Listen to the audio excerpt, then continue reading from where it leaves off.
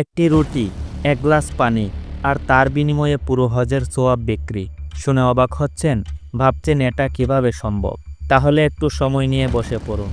আজকের কাহিনীটি কেবল এক সুফির অলৌকিক ক্ষমতা নয়, এটি এক হৃদয় ছোঁয়া শিক্ষা, এক ইবাদতের মর্ম বুঝার সত্য ঘটনা এবং আল্লাহর এক প্রিয় বান্দার অন্তর্দৃষ্টির জীবন্ত প্রমাণ। এই কাহিনীটি শোনার পরে আপনি হয়তো নিজেকেই প্রশ্ন করবেন, আমার ইবাদত, সেটা কি আসলেই ইবাদত হচ্ছে?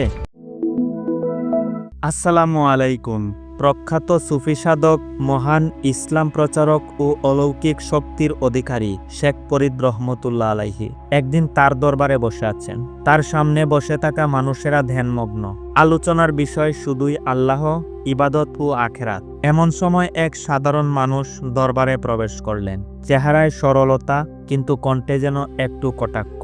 ওই লোকটি বলতে লাগলেন, হে শেখ ফরিদ, আপনি সারাক্ষণ দরবারে বসে বসে ইবাদত করছেন, কিন্তু আল্লাহর ফরজ হজ পালন করছেন না কেন?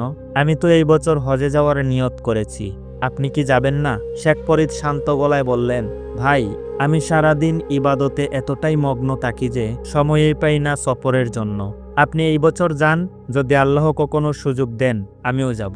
লোকটি কিছুটা অবজ্ঞার ভঙ্গিতে মাথা নেড়ে বিদায় নিলেন এবং হজের উদ্দেশ্যে রওনা দিলেন। প্রিয় দর্শক, তখনকার দিনে হজ ছিল এক দীর্ঘ ও কষ্টকর সফর। পায়ে হেঁটে কিংবা কাঠের নৌকায় করে মানুষ হজে যেত। সেই ব্যক্তি কাঠের নৌকায় চেপে রওনা দিলেন। হজ পালনের পর ফেরার পথে এক ভয়ঙ্কর সমুদ্র ঝড় তাদের আঘাত করল। বিশাল ঢেউ এসে নৌকাটি টুকরো টুকরো করে ভেঙে ফেলল। নৌকার সব যাত্রী সাগরের পানিতে ভেসে গেলেন। ভেসে ভেসে সেই হাজি গিয়ে উঠলেন এক জনমানব শূন্য চরে। চারদিকে শুধু ধুধু বালু, না কোনো গাছ, না কোনো ছায়া, না এক ফোঁটা খাবার বা পানি। একদিন, 2 দিন, 3 দিন, টানা 3 দিন অনাহারে কাটিয়ে হাজি প্রায় পাগল প্রায় হয়ে গেলেন। তখনই তিনি দেখতে পেলেন এক রহস্যময় বালক হেঁটে আসছে, হাতে একটি রুটি আর এক গ্লাস পানি। বালকটি বলতে লাগলো, আমি এই রুটি আর পানি বিক্রি করব। হাজি কাপা গলায় বললেন, দয়া করে আমাকে দাও, আমি আর পারছি না, ক্ষুধায় মরতে বসেছি। বালক তখন বলল, বিনিময়ে টাকা দিতে হবে। হাজি তখন উত্তর দিলেন, আমার কাছে কিছুই নেই। বালক তখন আবার বলল, তাহলে আমি একটি উপায় বের করে দিতে পারি। হাজি বললেন, বলেন কি উপায়? তখন সে বলল, আপনি কি হজ করেছেন? হাজি তার উত্তরে বললেন, হ্যাঁ, আমি হজ করেছি। ঠিক সেই সময় বালক বলে উঠল, তাহলে আপনার সব হজের সওয়াব আমাকে দিন, তার বিনিময়ে আমি আপনাকে এই একটি রুটি আর এক গ্লাস পানি দিয়ে দিব। হাজি একটু ভাবলেন, তারপর দীর্ঘশ্বাস ছেড়ে বললেন, আমার জীবনটাই তো চলে যাচ্ছে, সওয়াব পরে দেখা যাবে। তুমি নিয়ে নাও আমার হজের সওয়াব, আর তার বিনিময়ে আমাকে রুটি আর পানি দাও। হাজি পানি ও রুটি খেলেন, প্রাণে বাঁচলেন। পরক্ষণেই যখন তাকালেন, সেই বালক গায়েব, এবং হঠাৎই দৃষ্টিতে পড়ল সাগরের দিগন্তে একটি জাহাজ।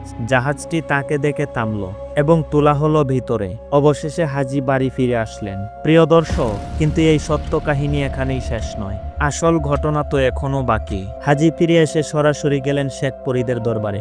দেখা মাত্রই শেখ ফরিদ বললেন, হাজি সাহেব, বলুন তো, একটি রুটির দাম বেশি না একটি হজের সোয়াব? হাজির মুখ শুকিয়ে গেল, মাথা ঘুরতে লাগলো। তিনি অবাক হয়ে জিজ্ঞেস করলেন, আপনি জানলেন কিভাবে? কে বলল আপনাকে আমার সেই ঘটনা? শেখ ফরিদ মুচকি হেসে বললেন, আপনি যে ছেলের কাছ থেকে সেই রুটি আর পানি নিয়েছিলেন, সেই ছেলেই ছিলাম আমি। আল্লাহর হুকুমে আমি আপনার জন্যই সেই চরে গিয়েছিলাম, আপনার ইখলাস ও আসল নিয়ত পরীক্ষা করতে। প্রিয় দর্শক, এই কাহিনী কেবল এক অলৌকিক ঘটনার নয়, এতে আমাদের হৃদয়ে একটা প্রশ্ন জাগায়। আমরা যে ইবাদত করি সেটা কি আসলে আল্লাহর সন্তুষ্টির জন্য, নাকি শুধুই লোভ দেখানো কিংবা অভ্যাসের বশে? শেখ ফরিদের মতো আল্লাহর প্রিয় বান্দারা মানুষের অন্তরের অবস্থা বুঝতে পারেন, আর আল্লাহ তাআলা তো সমস্ত গোপন বিষয় জানেনই। তাই আসুন ইবাদতের মধ্যে সত্যতা, ইখলাস এবং গভীরতা ফিরিয়ে আনি। প্রিয় দর্শক, ভিডিওটি যদি আপনার ভালো লেগে থাকে তাহলে একটি লাইক দিবেন, পরবর্তী ভিডিও পাওয়ার জন্য চ্যানেলটি সাবস্ক্রাইব করবেন এবং বেল আইকনটি বাজিয়ে দিবেন।